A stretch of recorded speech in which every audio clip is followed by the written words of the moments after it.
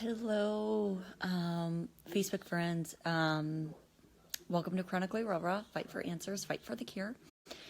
Obviously, you can tell that I'm stuck on the couch today. I haven't done a Chronically Raw in a while because of the cross-country move and just trying to get settled in. And I look like a hot mess. I'm so sorry.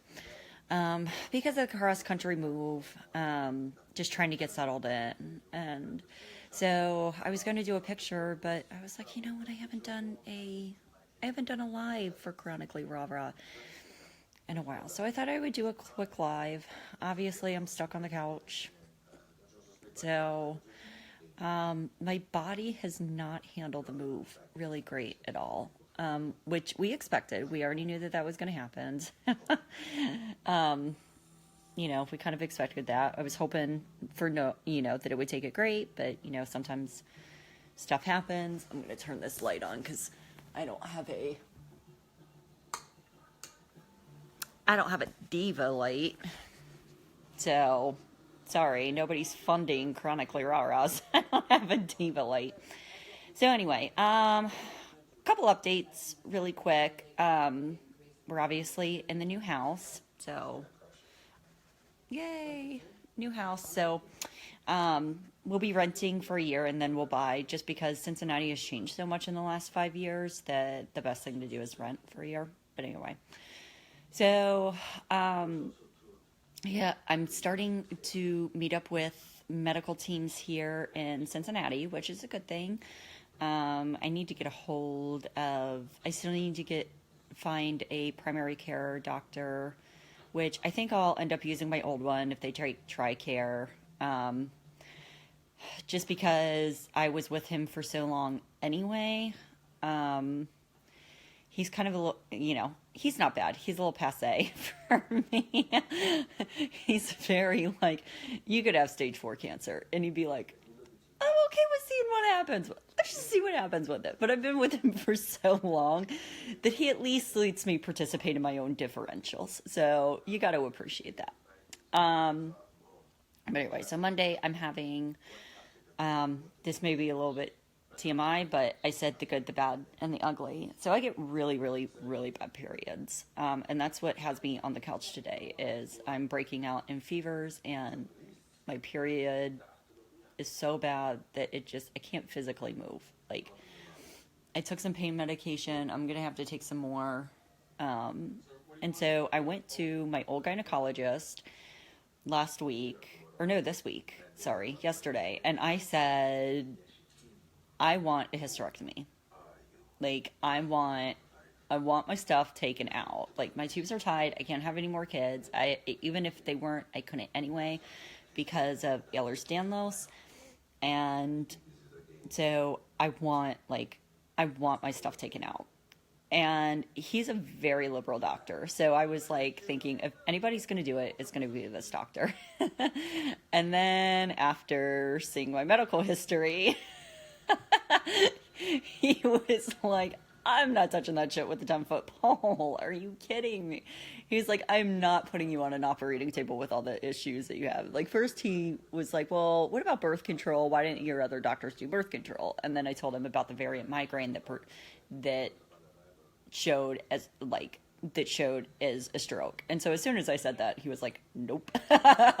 He was like, next. So we're going to do an IUD first. We're going to try an IUD and see how that helps. Because having the Ehlers-Danlos and the comorbidities already keep me in bed easily half of the month. So the period on top of that keeps me in bed another 3-4 days easily. So if I can get those 3 or 4 days back, that's 3 or 4 days. That's a huge difference. So we're going to try the IUD. We're going to do that on Monday. And then he recommended, I really, really like this gynecologist. He delivered Lucy. He is my fave. He became my favorite person on the entire freaking planet when he delivered Lucy. And, he delivers thousands of babies a year. So he doesn't obviously remember delivering Lucy. So, of course I was telling stories, and he was, you know, he was like, what did you do? He was like, I can't remember. Did you do vaginal or C-section? And I was like, and I told him, I was like, yeah, I did vaginal. I was like, we almost had to do a C-section because she got stuck at the shoulders, but you said, oh, hold my beer, and like just ripped her out. And he was like, oh my God. He was like, oh, I don't think I did that. Like, he was kind of getting scared. And I was like, dude, that's when you became my like ultimate favorite person on the entire planet. Because he was like, any other doctor would have been like, oh my gosh, this is like, I'm just too scared. And he was like, nope, hold my beer. And did it. So he's awesome. He's so awesome.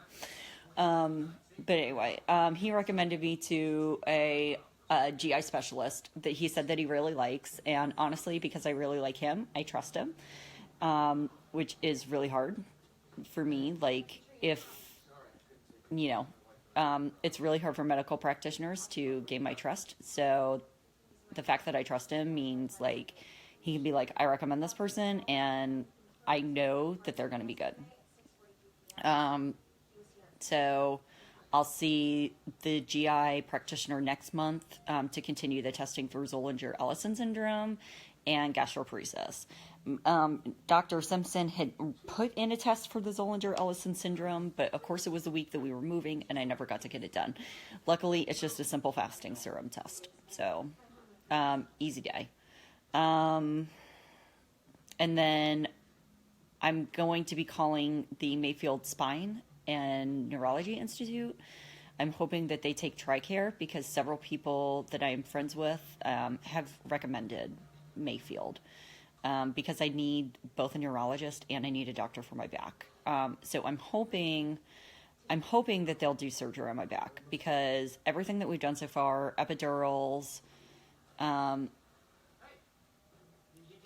what have we done? We've done epidurals, spinal blocks, like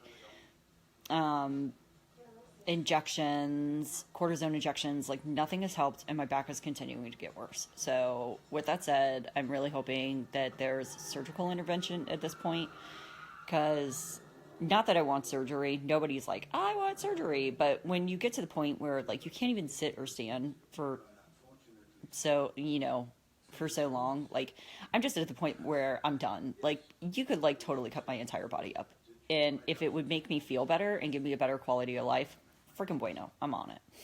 So that's where we're at.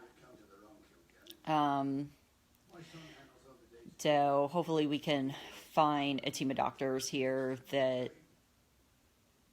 can look at the Ehlers-Danlos and not be like, nope. So, especially being in the Midwest, the biggest thing I'm worried about is the pain management, because obviously this is, for whatever the reason, people in the Midwest and in the Appalachia states, like, for whatever the reason, can't say no to heroin.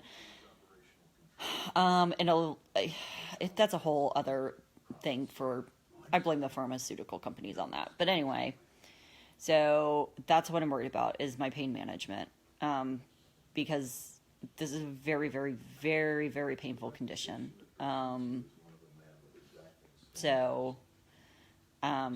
Yeah, I mean, people with Ehlers-Danlos, like, it's a very painful condition. That's all I'm going to say. So anyway, so that's that. I'm sorry I look like a bag of ass, but I just wanted to put that out there. And if you are watching Chronically Rah Rah, I thank you very much. If you're going to be watching us on replay, I thank you very much as well. I know how you guys can be spending your time, and you're choosing to spend your time here at Chronically Rah Rah. So anyway, with that said, I hope you guys have a wonderful weekend and have a awesome Thanksgiving week. And Thanksgiving, if you're going to see family and that's something that makes you want to gouge your eyes out with a spoon, so I get it. So, just take deep breaths, meditate before. And honestly, if it gets to that point, if you're in the Cincinnati area, just come and see us. We'll cook dinner for you. So, because that can be a rough time. So, anyway, again, thank you for watching Chronically Rah Rah, and we will be updating you soon.